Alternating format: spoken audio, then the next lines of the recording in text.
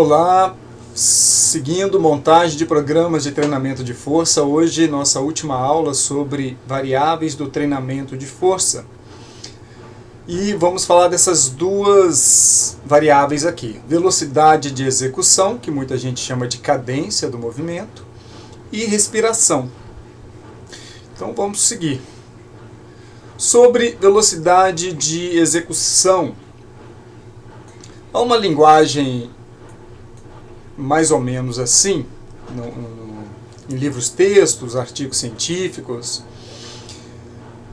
que usa essa codificação para a velocidade. Então quando vocês virem algo assim, ó, 1 por 1, 2 por 2, 2 por 3, significa que isso aqui é o tempo da fase concêntrica, que seria em segundo, 1 segundo de fase concêntrica, 1 segundo de fase excêntrica, aqui 2 de fase concêntrica, 2 de excêntrica, e assim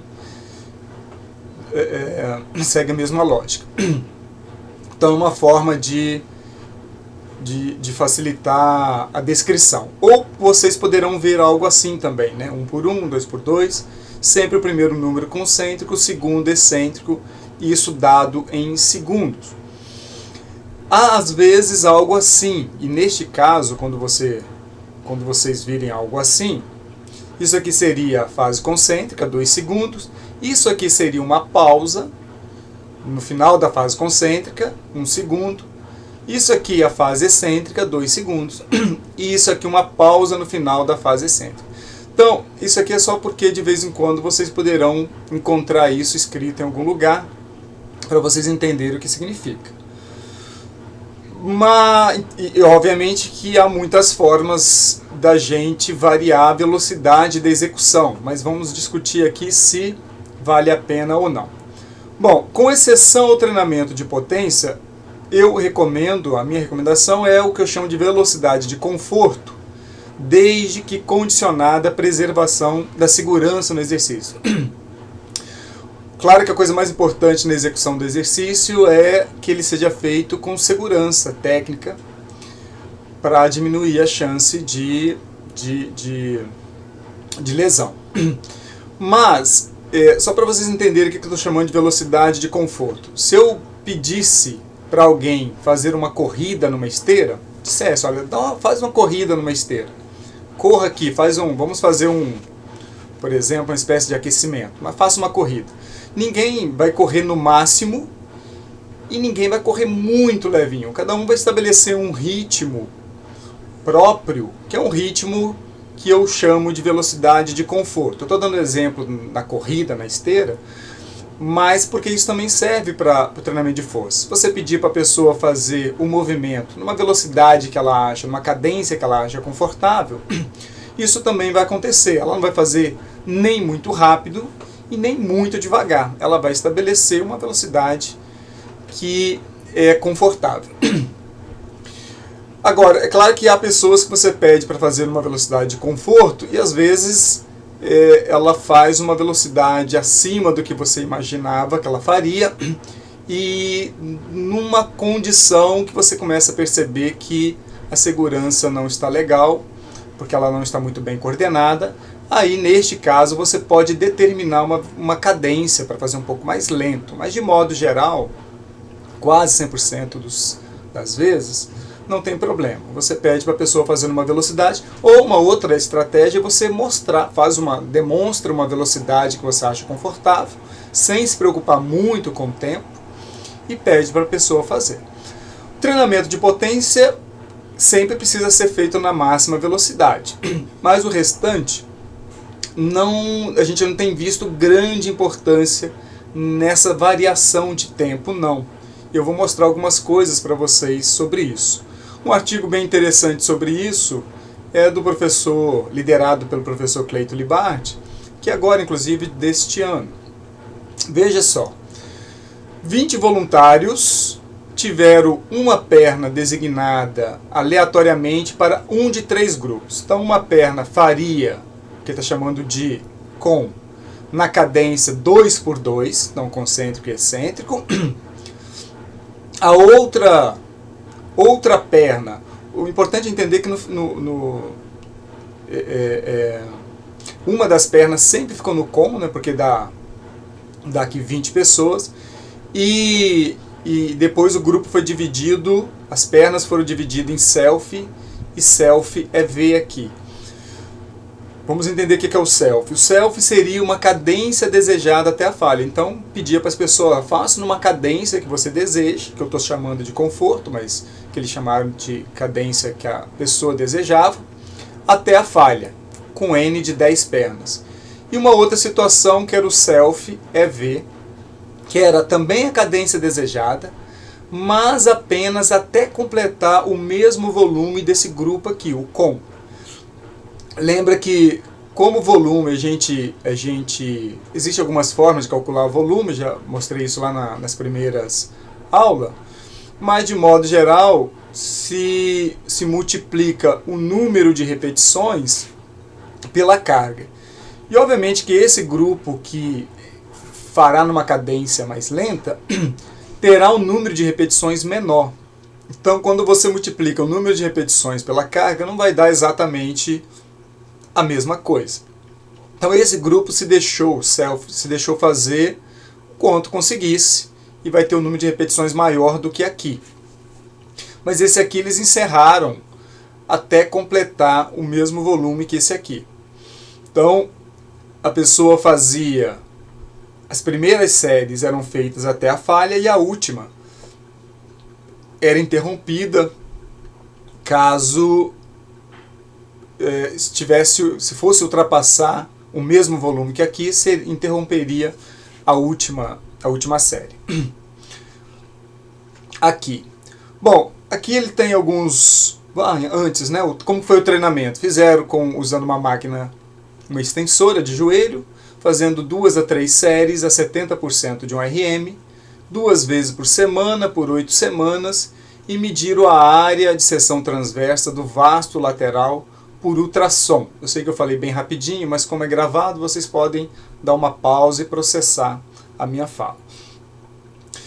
Aqui embaixo tem o tempo sob tensão para cada repetição e o número de repetições e o volume. Então vejamos.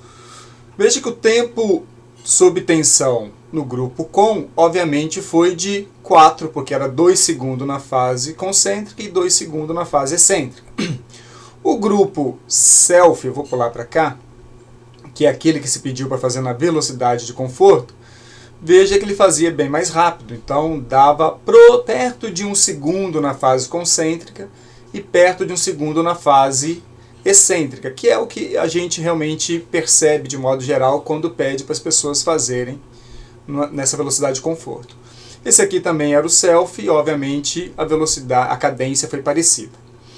O número de repetições desse grupo, veja que vai ser menor do que deste grupo, porque como aqui o tempo de tensão é maior, o número de repetição será menor do que aqui, que você, quando faz um pouco mais rápido, você consegue fazer mais repetições. E aí que está a grande discussão, que quando você faz numa cadência mais lenta, e alguns vão discutir, mas na cadência mais lenta você mantém o tempo de tensão maior e por isso seria melhor. Só que quando eu permito que a pessoa faça uma velocidade de conforto, ela fará muito mais repetições, e quando você multiplicar as repetições pelo tempo de tensão, não dará algo tão diferente assim.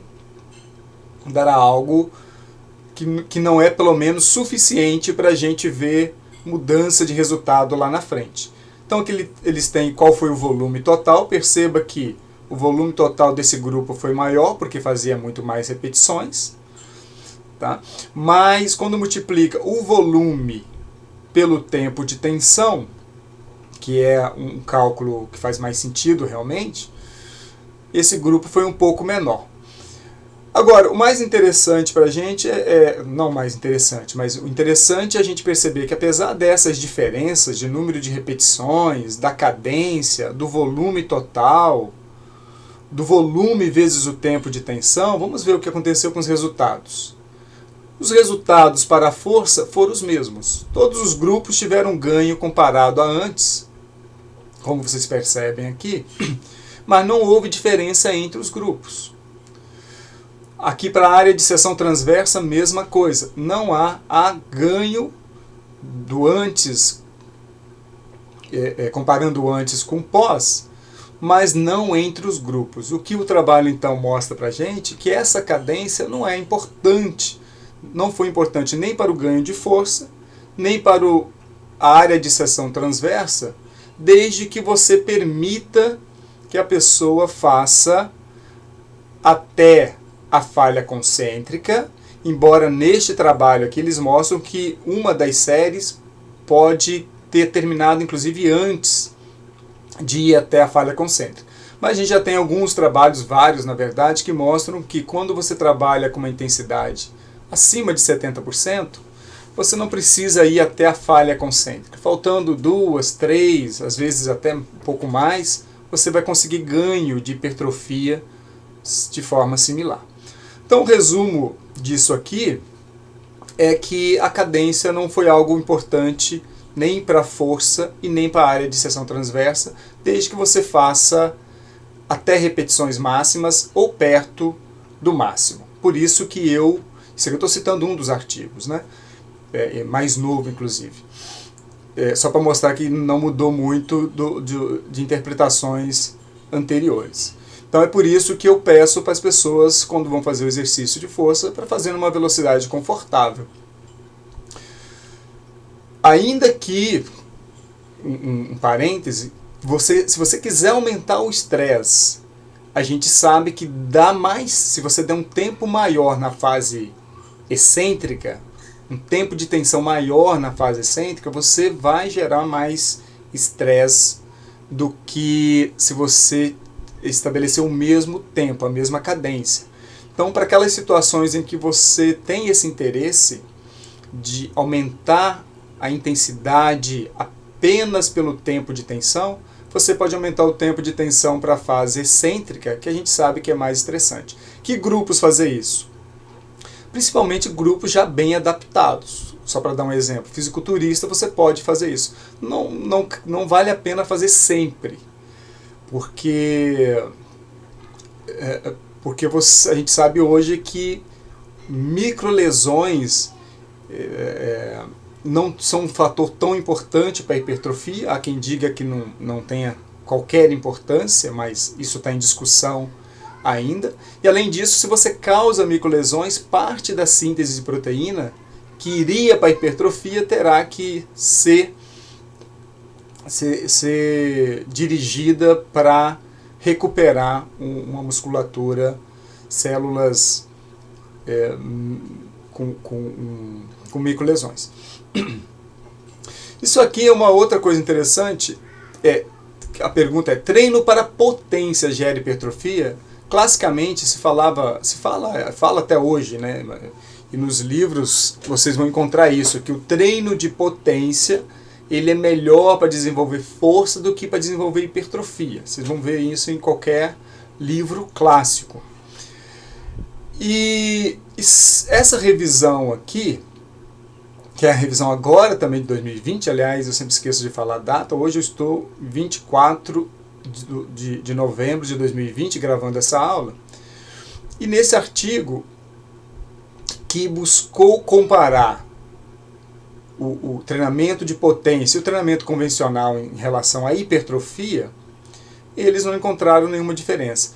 Essa arte que vocês estão vendo aqui, ela não é minha, tá? Eu esqueci o nome do rapaz, mas é um rapaz que eu acompanho no canal dele, e ele fez essa arte que está bonitinha. Eu trouxe até porque eu quero mostrar para vocês isso aqui, ó, os achados dele, tá? Mas resumidamente o que eles fizeram era, o interesse foi fazer uma revisão comparando os artigos que se tem,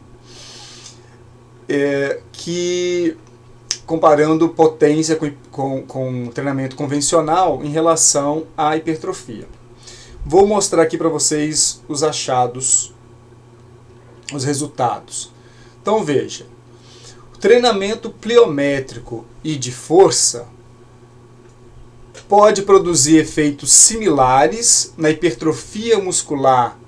Aqui eles vão chamar de total, porque a gente sabe que hoje a gente tem um punhado de artigo que mostra que a gente chama de hipertrofia não homogênea, que seria hipertrofia em sítios específicos do músculo.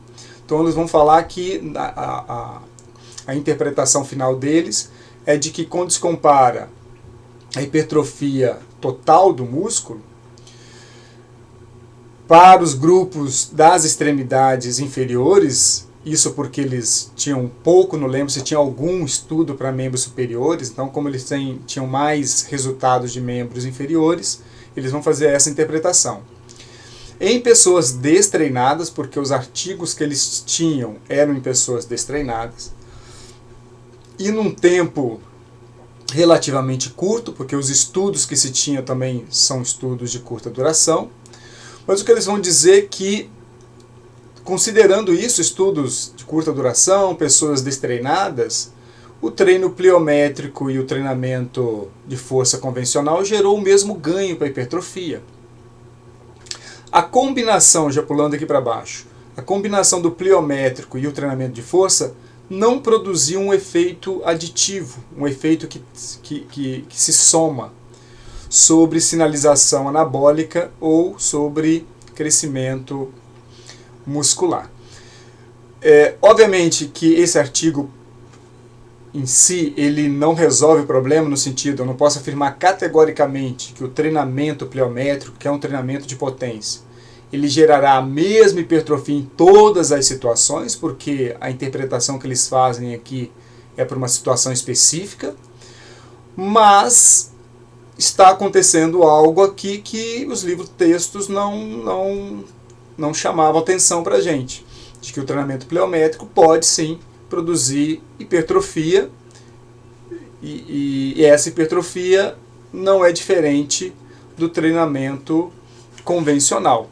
Isso explica porque muitos atletas que fazem basicamente pliometria têm muito boa hipertrofia em membros inferiores. Atletas de desportos coletivos, a gente vê isso com muita frequência, do atletismo, embora no atletismo é bem comum eles também associarem um treinamento, juntarem as duas coisas. Mas é possível ter uma hipertrofia. É provável, bem provável, que não se chegaria usando pliometria, você não vai chegar a um nível de fisiculturista de nível competitivo. Porque quando você trabalha com pliometria, de modo geral, você trabalha só com o peso do próprio corpo. Às vezes até usa algum laço de força, mas não é o mais habitual. Enquanto que no treinamento de força a gente vai colocando sobrecargas, então aí passa a ter uma diferença importante.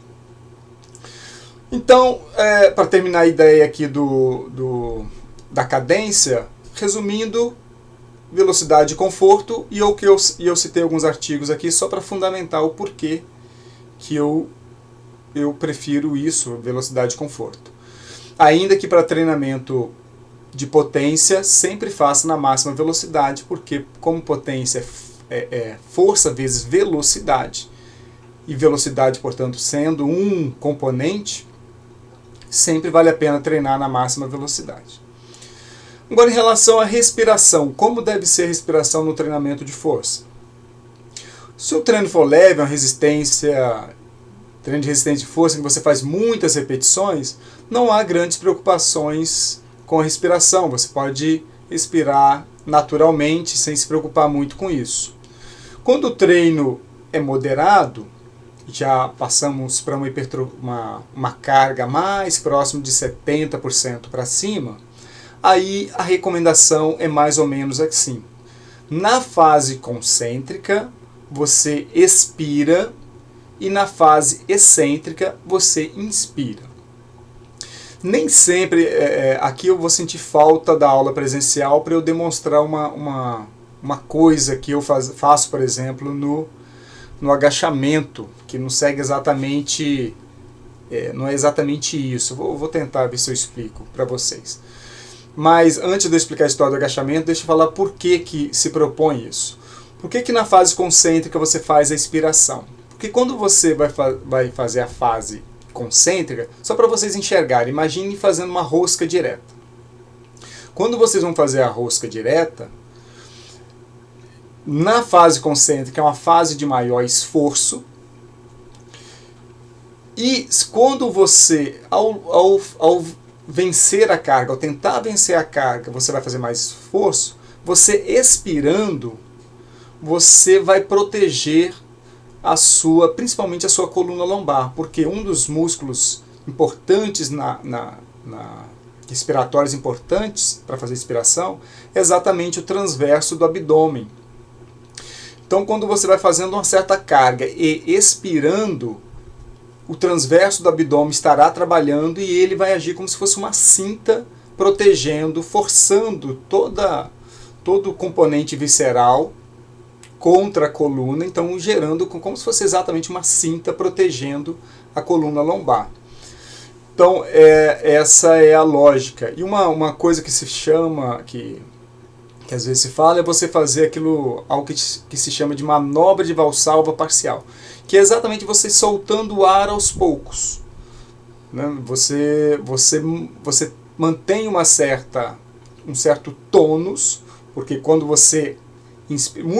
Muita gente que faz treinamento de força, de alto rendimento, faz o movimento sem fazer nenhuma expiração. Vocês já devem ter visto isso. Simplesmente não respira. Porque esse bloqueio da glote, que a gente chama de manobra de valsalva, te permite um tensionamento, principalmente na região do que a gente chama de core, que vai te permitir produzir um pouco mais de força.